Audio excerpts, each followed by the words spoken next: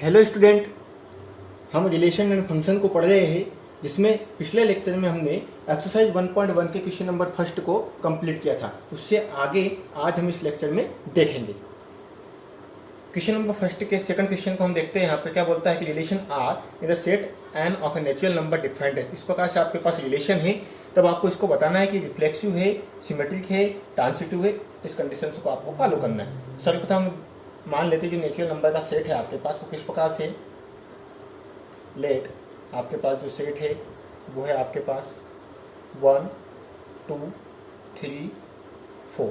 कहाँ तक है? 4 तक है। ठीक है। अब इसके बाद वह बोलता है x लेस देन 4 है, मतलब 3 तक है। रिलेशन कैसी है आपकी? रिलेशन में बोल रहा है कि जो भाई है वो x + 5 है, यानी x की जगह पे आप 1 रखें। x की जगह पे 1 रखेंगे तो y इक्वल टू कितना मिलेगा आपको? 6। x की जगह पे 2 रखें तो y इक्वल टू कितना मिलेगा आपको? 7। x इक्वल टू 3 रखें तब y इक्वल टू कितना मिलेगा आपके पास? 8। यह रिलेशन होगी, क्योंकि 4 तो हम रखेंगे ही नहीं, क्योंकि हमारे पास जो सेट है वो कितना है? 1 2 3।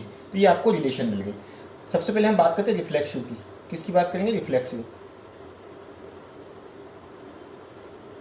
ठीक है। तो बहुत अच्छे से इस कॉन्सेप्ट को हम समझ चुके हैं। रिफ्लेक्सिव में क्या होता है? जो रिलेशन होती है वो इस प्रकार से होती है कि जो एलिमेंट होता है स्वयं इटसेल्फ के साथ उसका रिलेशन होता है। फॉर ऑल ए जो एज बिलोंग टू ए, ये रिलेशन होती है। अब इसमें देखिए कहीं पे सेम एलिमेंट दिख रहे हैं आपको रिलेशन में? कहीं पे भी नहीं दिख रहे। तो हम यहाँ लिख सकते हैं सिंस 1 1 2 2, इसी प्रकार से आपका 3 3 not as belong to R, relation के अंदर नहीं है। Therefore R is not reflexive, reflexive नहीं होगा। अब हम बात करते हैं सिमेट्रिक की।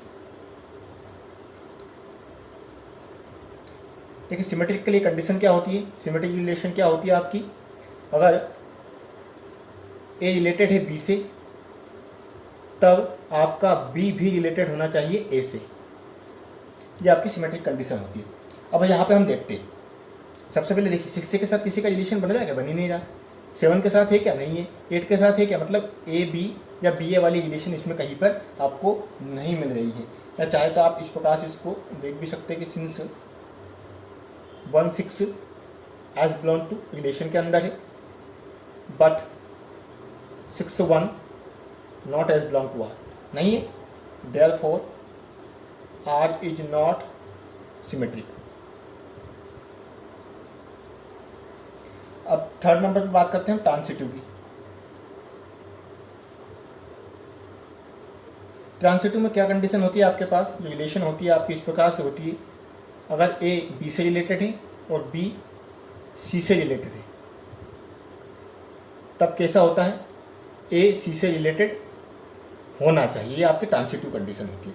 तो सबसे पहले तो हम ये देखें कि हाँ ये वाली कंडीशन बन रही है कि नहीं। कहीं पे बन रही है। बी की जगह पर देखिए 6 से है क्या? 6 से कोई सा रिलेशन स्टार्ट हो रहा है? नहीं हो रहा है। 7 से हो रहा है? नहीं हो रहा है। 8 से हो रहा है? नहीं हो रहा है। मतलब ये वाली कंडीशन इसमें कहीं पे आपको दिखती हुई नहीं दिखेगी। ये कंडीशन कहीं भी आपको नहीं मिलेगी। अगर ये कंडीशन नहीं मिल रही है तो ये वाला देखना ही नहीं है। मैंने पहले भी आपको बोला था कि पॉइंट नोट करना है। अगर ये कंडीशन बनेगी तभी आप ये देखेंगे, वरना वो ट्रांसिटिव होगा। ये कंडीशन कहीं पर बन रही है क्या? इसमें नहीं बन रही है, मतलब क्या? ये ट्रांसिटिव है। R is a transitive.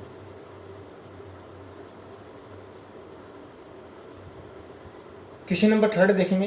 क्या बोलता है? Relation R in the set A. Set A आपको दिया गया है और रिलेशन इस प्रकार से आपको दी गई है कि y is divisible by x। x से y डिवाइड होना चाहिए।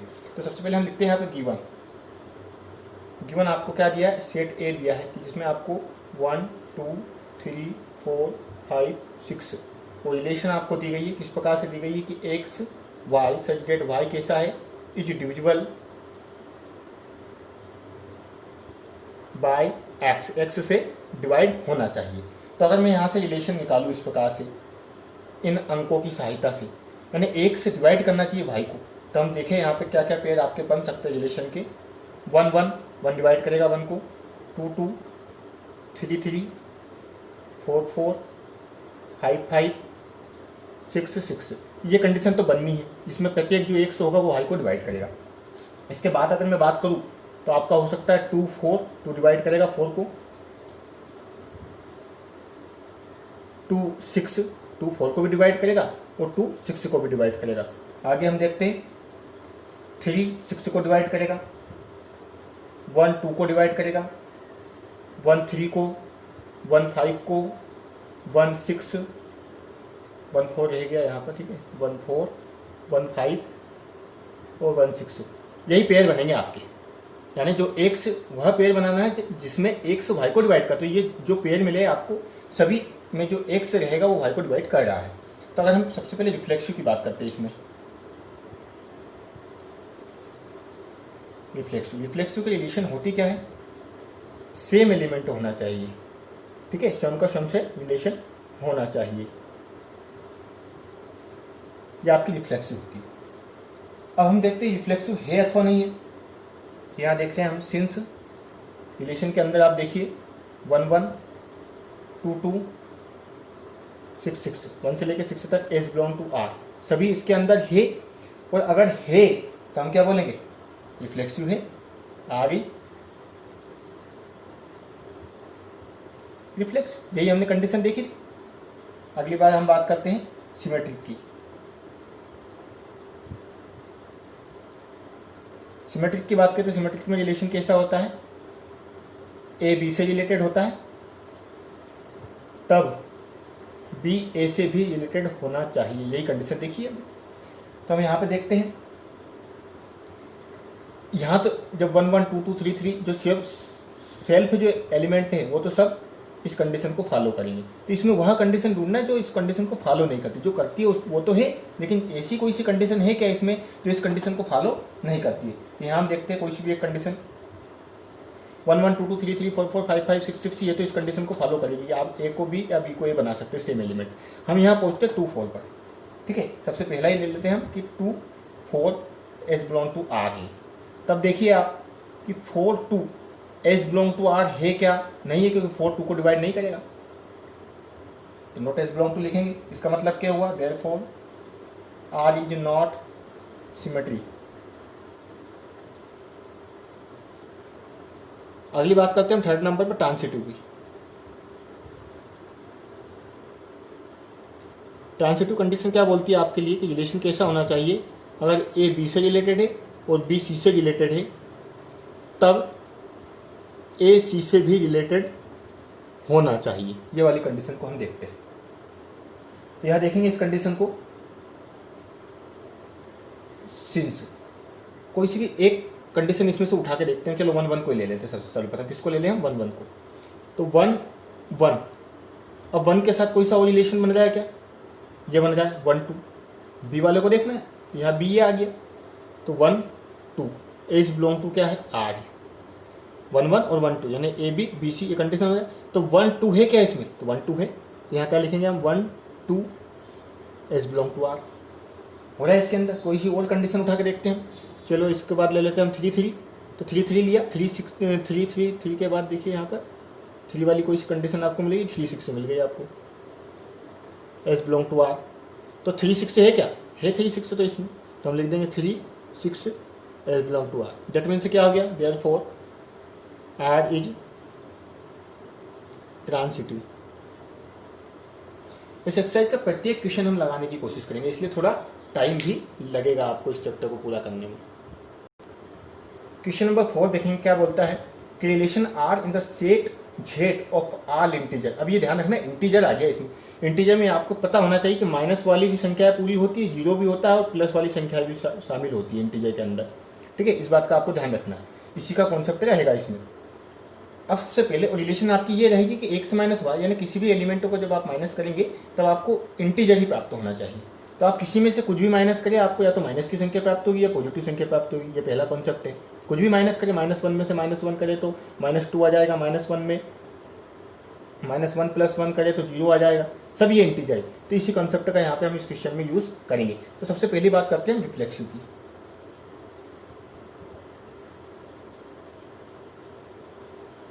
रिफ्लेक्सिव कंडीशन क्या बोलती है हमारे पास कि जो एलिमेंट है वो स्वयं से रिलेटेड होना चाहिए, यही बोलती। ये कंडीशन आपके माइंड में बिल्कुल सेट होना चाहिए। रिफ्लेक्सिव ये बोलती है। अगर रिफ्लेक्सिव कंडीशन यहाँ बोलती है तो हम कुछ भी ले लें यहाँ पर। सिंस मैं ले लेता हूँ 2 एलिमेंट, आप कुछ भी मान लेंगे। एक्स एक्स लिए मैंने एज बिलोंग टू आर है रिलेशन के अंदर, तब मैं एक्स माइनस वाई कर दूँ, ठीक है, एक्स माइनस वाई। अब ये सेम सेम ले ले, आप 1 1 ले तो 1 माइनस 1 जीरो आ जाएगा, 2 2 ले तो 2 माइनस 2 जीरो आ जाएगा, 3 3 ले, कुछ भी ले सेम एलिमेंट, आपको क्या मिलेगा, जीरो मिलेगा। और जीरो क्या है, एक इंटीजर होता है। जीरो क्या होता है, एक इंटीजर होता है, इज एन इंटीजर। यहाँ लिख सकते हैं आप इज एन, तो कोई से भी इंटीजर आपको जीरो मिलेगा, और जीरो क्या होता है, एक इंटीजर होता है। तब आप क्या लिख देंगे, therefore R is reflexive. Second बात करते हैं हम सिमेट्रिक की।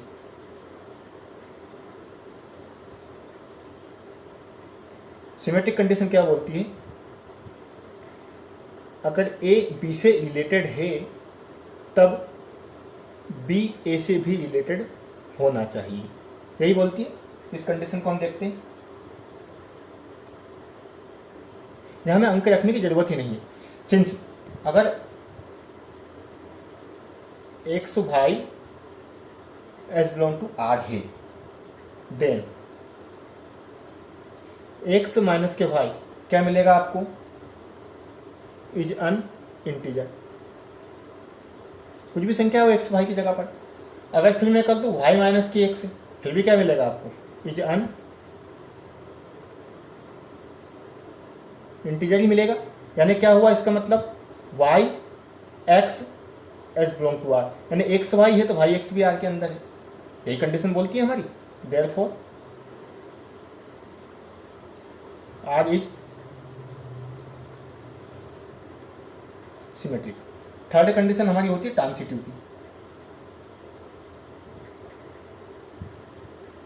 ट्रांसिटिव कंडीशन क्या बोलती है कि जो रिलेशन होता है आपका, अगर ए बी या बी सी रिलेशन के अंदर है तब आपको ए रिलेटेड टू सी भी दिखाना पड़ेगा। ये कंडीशन होती है आपकी।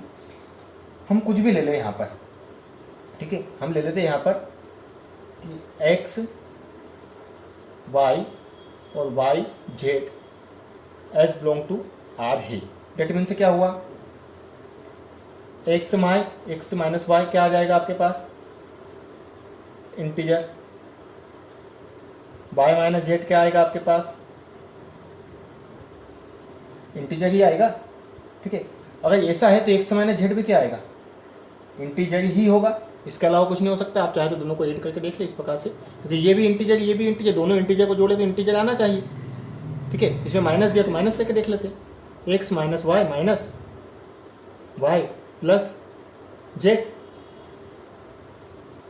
दोनों को ऐड कर लेते, ये आपका प्लस रहेगा, ये माइनस ही रहेगा, ठीक है। इसको अगर हम सोल्व करें तो क्या मिलेगा आपको, एक्स माइनस जेड। अब दो आप इंटीजर को ऐड करेंगे तो क्या मिलेगा आपको, इंटीजर ही मिलेगा ना। तो क्या है आंसर आपके पास, इंटीजर ही आया।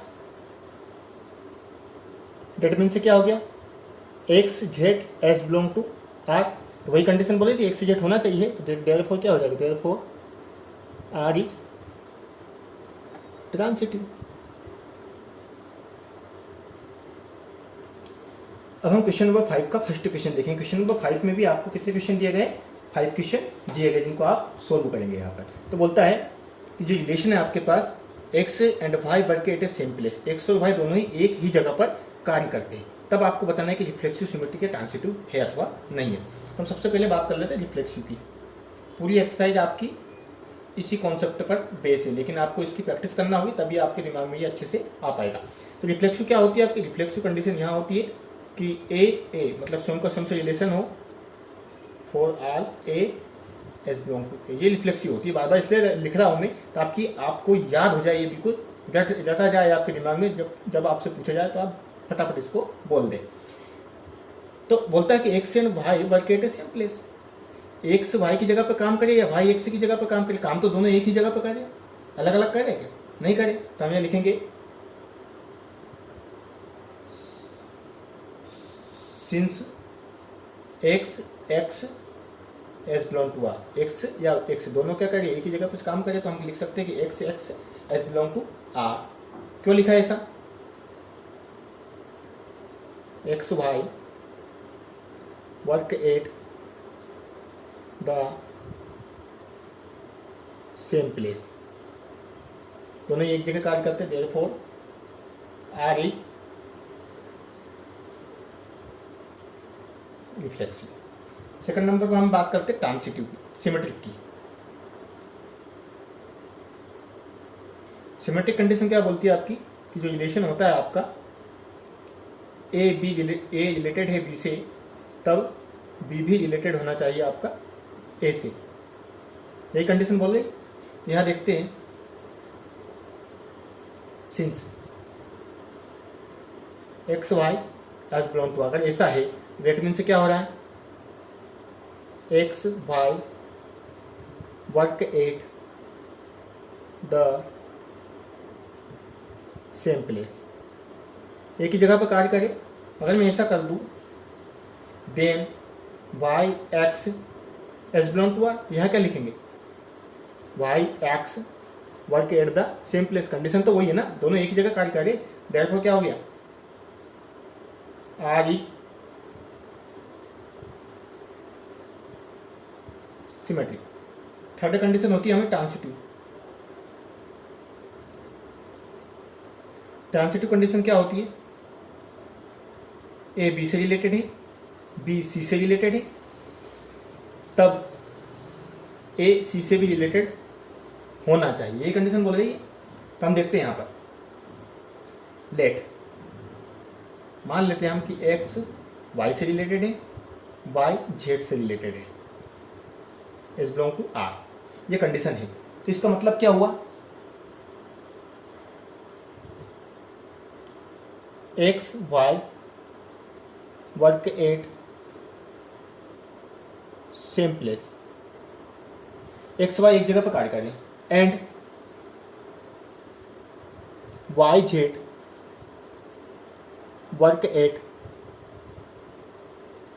Same place,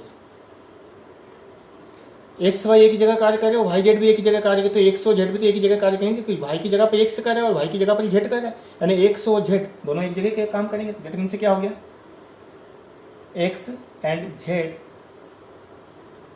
work at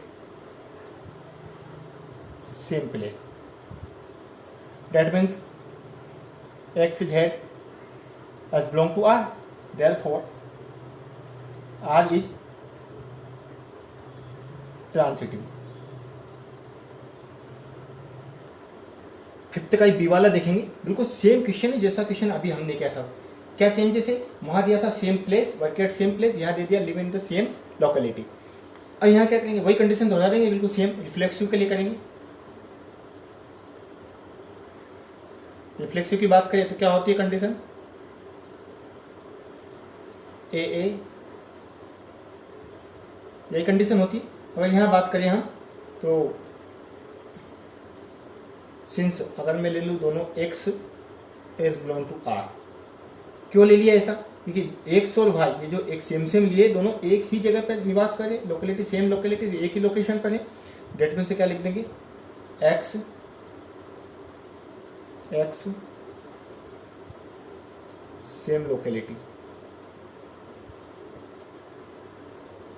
are is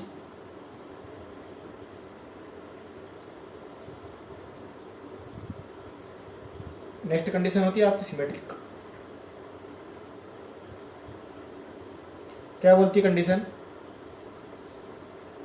A B अगर रिलेटेड है तो बी ए भी रिलेटेड होना चाहिए, ये बोलती है कंडीशन।